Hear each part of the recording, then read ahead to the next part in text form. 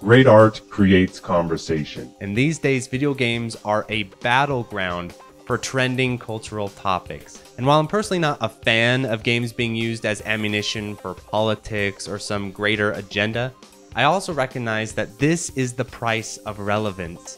As art becomes relevant, and I do consider video games art, it will be subjected to cultural, political, and religious interpretation. In the past, books were the target. In the 80s and 90s, it was film, and today it is video games. In case you have been absent from the internet for the past decade, one of the most contentious topics in video game discussion has been the depiction of the female form in gaming. And in the past 10 years, this conversation has gone in circles in terms of artistic analysis.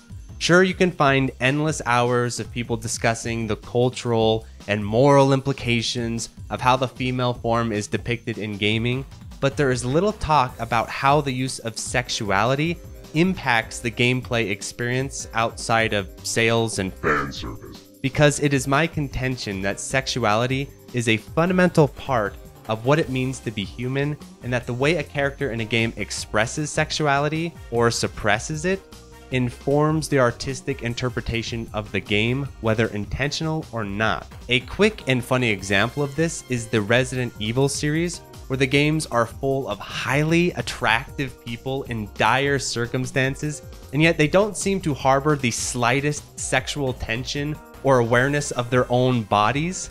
Is this bad? Is this good? That depends on the taste of the player, and I do find it kind of charming, but it does give the games an adolescent feel despite their mature rating. The characters come across more like overgrown teenagers than fully realized adults. Chris, wait! I don't have much time. I have to find her. I'm going with you.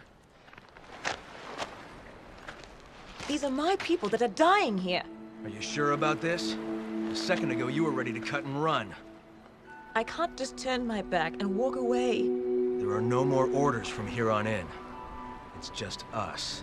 We are partners. To the end. Now let's get moving. Copy that. And in media these days, not only are we becoming increasingly shy about the female figure, which I'll talk about here soon, but we're also becoming even more terrified of any kind of romantic vulnerability or intimacy between characters. There are rom-coms now on Amazon in which the characters barely touch or even talk about their feelings for one another.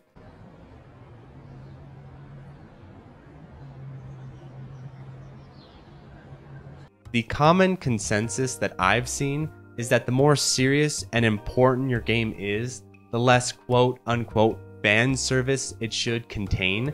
This attitude has plagued one of my favorite series of all time, Dead or Alive, throughout its lifespan.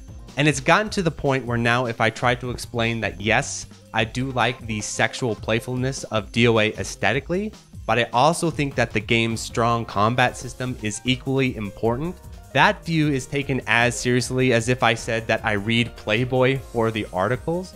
But if you look around in other forms of art, even something as mainstream as pop music, it seems to be understood that sexual expression is a component of engagement, that it is not so easily dismissed as only Fan service. Expression of the body creates a sense of freedom and openness in a character that can be very compelling. Asserting the sexual attractiveness of one's physical body is a sign of confidence or insecurity, depending on how it is depicted, which is really interesting.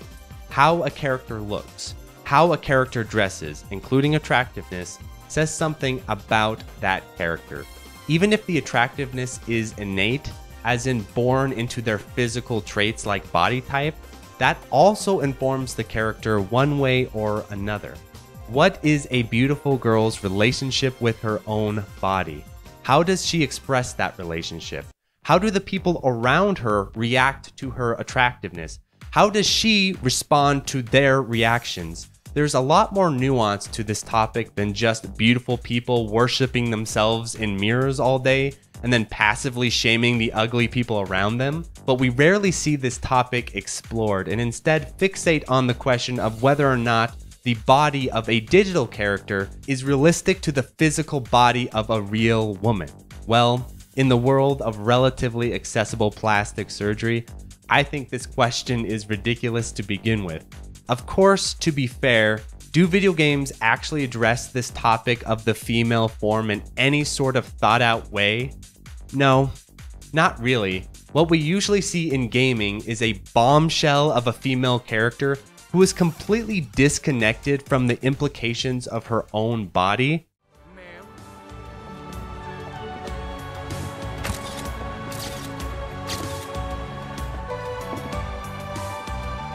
Heya.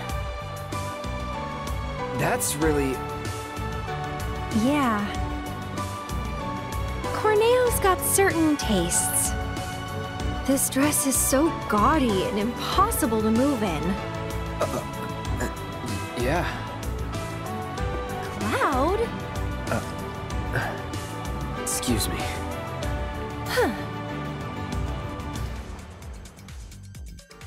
Versus the highly self-conscious nature of a real woman, which I'm sure will be the case for Stellar Blade as well, based on my time with the demo.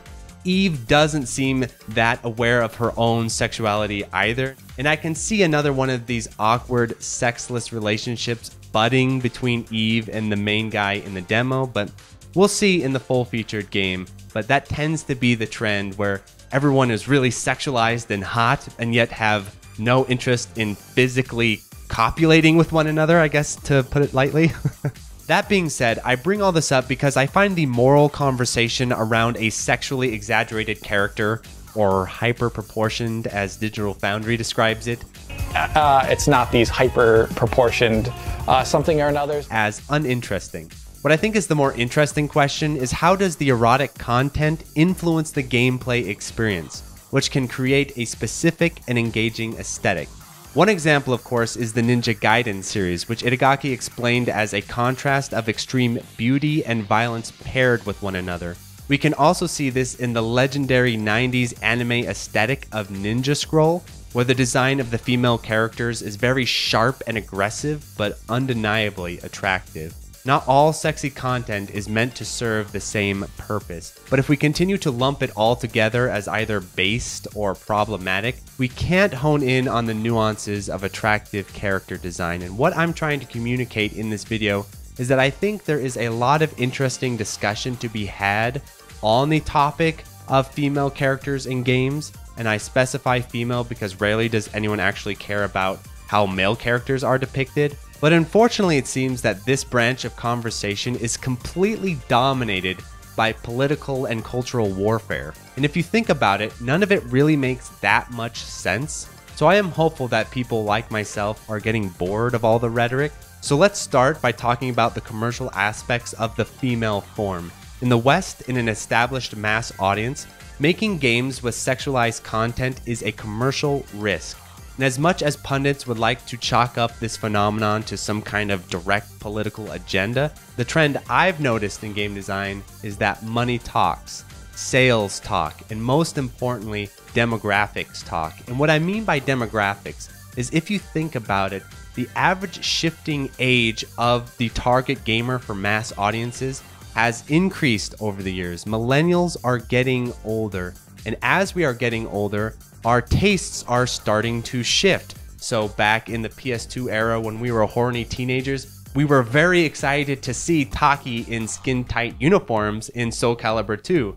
But now that we're older, married men with children, and we're trying to play some games maybe in the living room or in eye shot of our wives or children, then we're starting to get a little bit more shy about characters like Eve appearing on screen. So not only is it some kind of like cultural thing that people always talk about, but I do think a real big aspect of this is the shifting age demographic, where we are becoming more proper and everything. And that's why all the main characters are like getting old, and why Kratos is now a dad with like a family and everything, so that we millennials can continue to relate to him.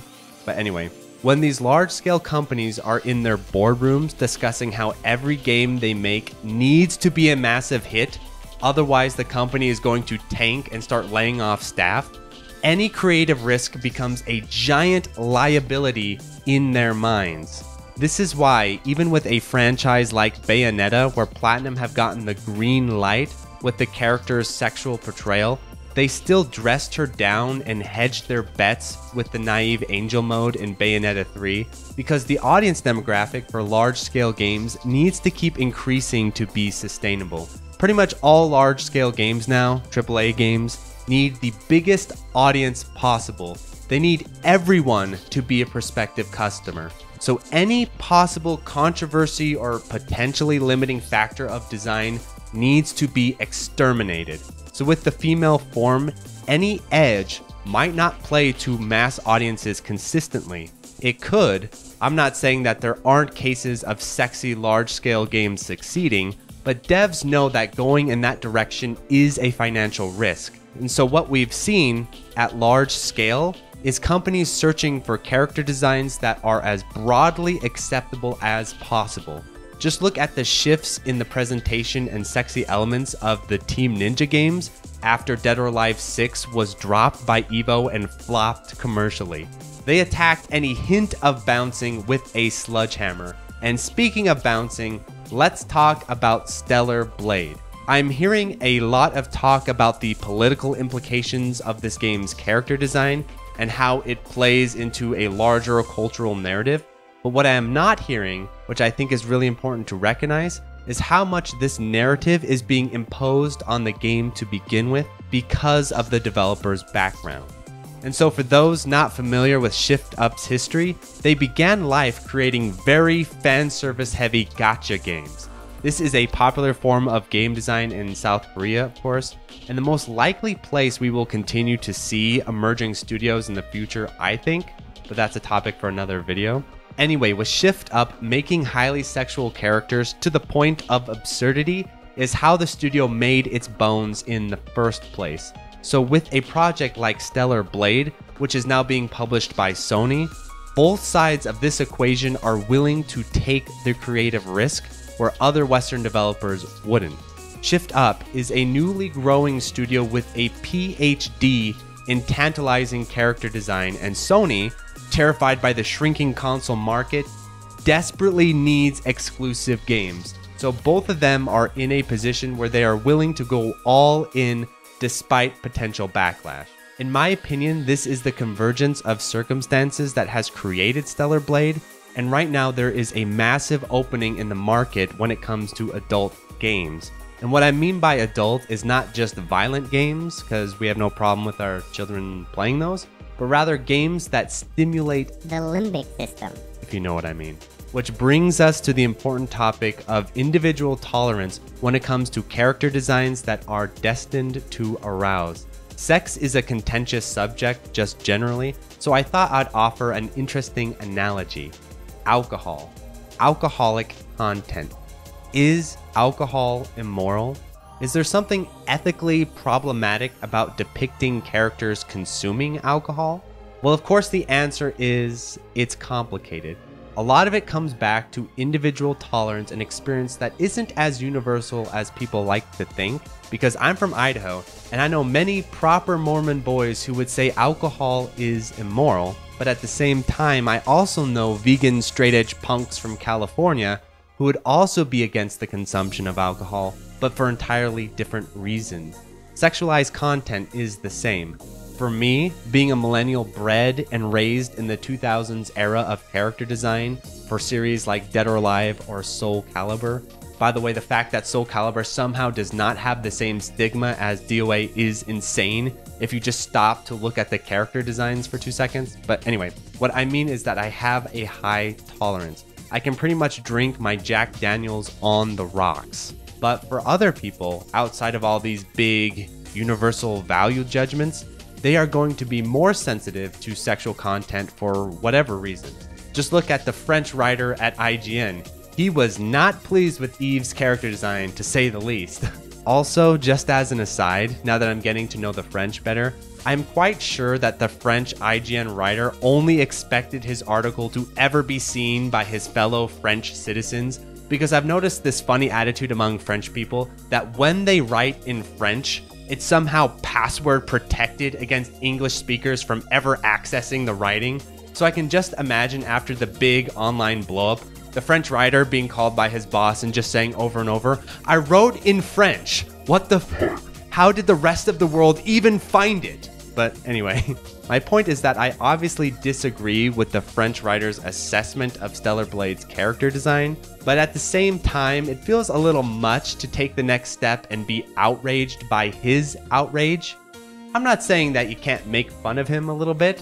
I still laugh about Digital Foundry coining the term hyper-proportioned, but I think a sense of humor around this topic is a lot more enjoyable than this back and forth moralistic showdown that we currently see. It reminds me of when you go to a bar, returning to the alcohol analogy, and there's that one guy who needs everyone else to drink because he doesn't want to drink alone and feels self-conscious about his own drinking. And so let's just calm down, everyone. Not all of us are going to have the same tolerance levels for this type of thing. And in this light, is the provocative character design of Eve in Stellar Blade an indulgence? Yes, I think it is. But at the same time, I think Blade knows its target audience, and it's coming for its audience by writing this thin line of being provocative while not being full-on pornographic. So you're gonna get buzzed, but you're not going to get Blacked out. And in the year 2024, is this style of design going to appeal to everyone? No, it is not, but it appeals to me, and I am looking forward to it. And so if you enjoyed this topic video, which I had a lot of fun putting together, please keep an eye out for my full Stellar Blade review, where I actually talk about the gameplay of the game, but I wanted to get this sort of aesthetic conversation out of the way before the review. And so if you enjoyed this, please like, subscribe, tell all your friends, and if you can, support the Patreon if you're so inclined. I'm looking to go full-time later this year, so any Patreon support or extra support is really appreciated right now. So thanks so much. Adios, everyone. So thank you to the $5 patrons, 100, accepting Panda, Admiral Coconut, Anhold, Alexander Pfeiffer, Anthony A, Arcade Hell, Arrow Viper, Autonamed, Beelit, Beam Pit, Bo, Ben, Beetle Dames, Boghog, Borgie22, Chase Palumbo, Chris Yusufovich, Chronic Burnout 3, Clara Cliff, Climby Coyote, Coast, Colorboy, Cooksan666, Cook Some Soup, Krusty Boy, Des Audio, Darren Griffin, Dave Hansen, David Crespo, Delta Tango 6, Dick Jones, Dingo, DJ420 Praise It, Dr. Bosky, Evan Seraphet, FCK, F Deluxe, Fergus, Friskin, Frames Per Human, Francisco, Full Set, Vibra, Gameboy Guru, Geese Machine, GPM, Gustavo Sanchez, Hausu, Hero Death, Jake Ryan, Jacob Valenzuela, JLab, JBRPG, Jink Hans, John Kelly, John Longwalker, K, K2, K-Horse, Contain, Praise the Boys, Last of 7, Low Casting, Mieshba, Malaise, Mars Bar, Matt O'Leary, Maz, Megadeth 859, Minung, Meister, Mew Jam, Misha, Monroe, Nathaniel Davis, Neon Dagger Games, Okla Kugels, Ospe, Pedro Perez, Poorly Written Protagonist, Psycho Blizzard, Queen Charlene, Rafael Trujillo, Raul, Real Skeen, Renthalt's Time, Retro Schmupper, Rory Starks, Rolf015, Brian Bartlett, Scanline City, Segfault, Shazzy, Shmup Junkie, Sirapong, Spiders STG, Steady AI, Steve Fiction, Street Magic, Superfunk, Tamzarian, Taze Ryu, The Boot Rex, The Dirty Screech, The N1, The Old Bensta, Toho Rosardi, Travis Arbon, Sugumo, 2YU, Twilight EX, Unicorn Roots, Ursula, Ushimushi, Vic Viper, Beautiful, Wabby Legs, Zachary Patton, and Zeal.